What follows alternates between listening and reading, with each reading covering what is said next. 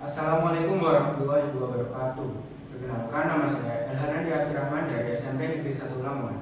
Di sini saya akan melakukan praktikum respirasi anaerob yang bertujuan antara lain: 1. Mengetahui proses fermentasi alkohol. 2. Mengetahui apa saja yang dihasilkan dalam fermentasi alkohol. 3. Mengetahui pengaruh suhu terhadap kinerja enzim dalam fermentasi alkohol. Alat dan bahan yang saya gunakan: phenolphthalein, ragi roti, cutter untuk memotong selang dan melubangi tutup botol, corong, pipet tetes, sendok untuk mengaduk larutan, plastisin 160 gram gula, timbangan digital, 4 buah botol yang sudah saya kosongi dan saya beri label. Untuk label A1 dan B1 untuk percobaan 1, untuk label A2 dan B2 untuk percobaan 2. Selang transparan yang sudah saya masukkan dan sedotan yang sudah saya masukkan juga. Sedotannya sudah saya ukur sedalam 10 cm. Air bersih, kapur, dan kapur yang sudah saya larutkan dengan air. Pertama-tama, ukur gula sebanyak 80 gram dan campurkan dengan air lalu dilarutkan. Di sini saya sudah mempunyai larutan gula. Lalu masukkan ke dalam tabung A1.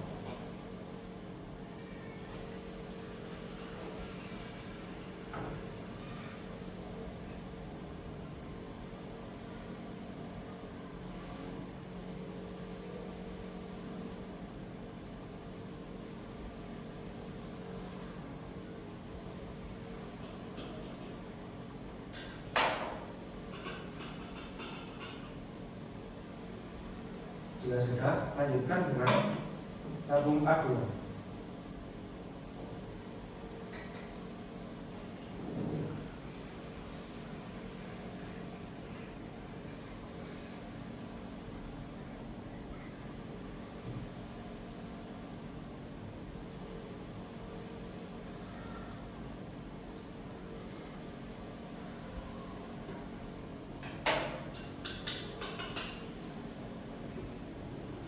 Jika sudah, masukkan ragi roti ke dalam tabung A1 dan A2.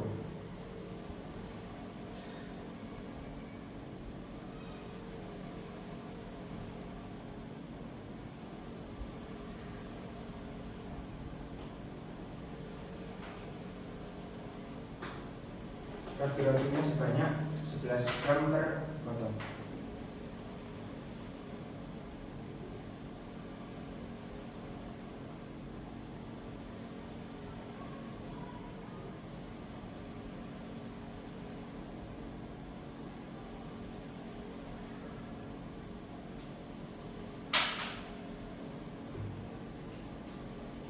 Lalu kita kocok dulu agar tercampur.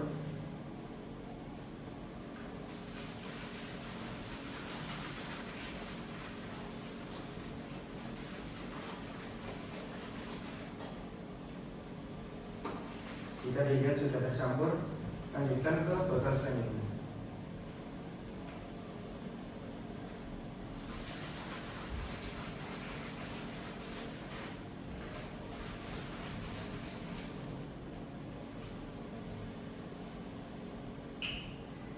Lalu kita lanjut ke botol B.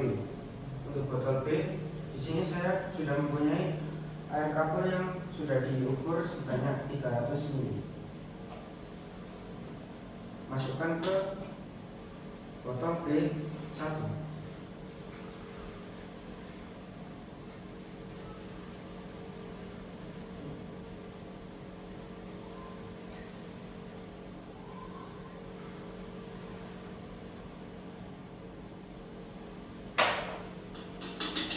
Jika sudah, lanjutkan dengan botol B2.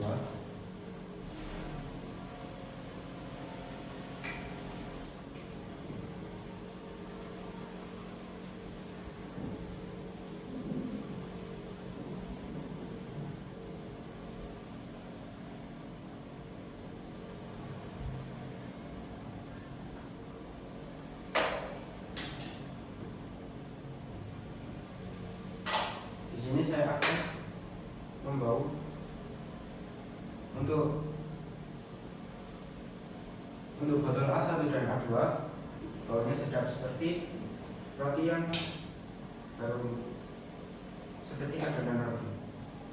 Lalu saya akan memasukkan phenolphthalein ke dalam larutan air kapur.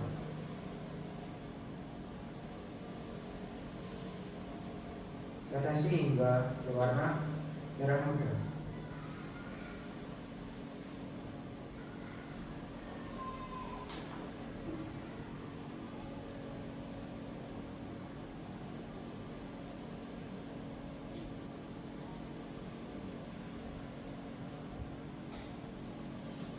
Perlahan.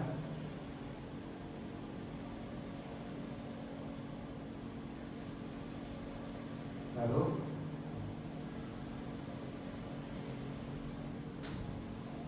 jika sudah,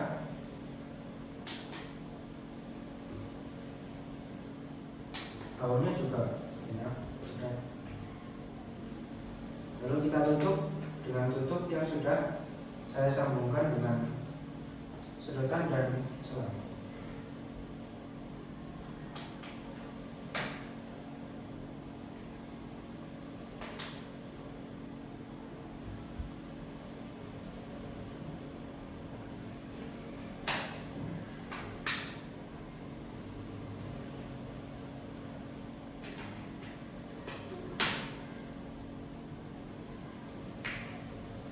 Lalu kita rapatkan menggunakan plastisin agar lebih rapi.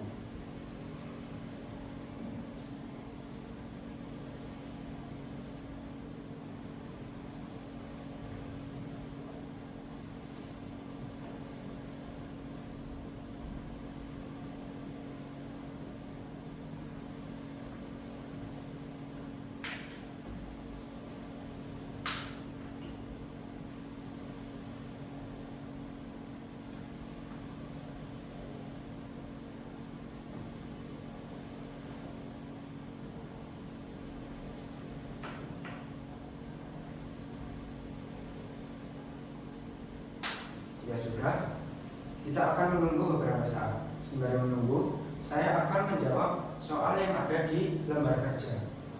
Nomor 1, apa fungsi air kapur pada tabung B? Fungsi air kapur pada tabung B yaitu untuk mengikat CO2 hasil dari respirasi anaerob dari ragi dan memberikan reaksi. Nomor 2, jelaskan fungsi phenolphthalein pada percobaan. Fungsi phenolphthalein ini adalah sebagai indikator pH dengan indikasi tidak berwarna hingga tidak berwarna. Jika larutan bersifat basah, indikator pH akan berubah warna menjadi merah muda. Jika indikator bersifat asam, phenolphthalein akan berubah warna menjadi tidak berwarna. Lalu untuk nomor 3, saya lewati dulu karena harus menunggu reaksinya. Nomor 4, apakah energi dibebaskan? Bagaimana Anda mengetahuinya? Jawabannya ya, energi dibebaskan.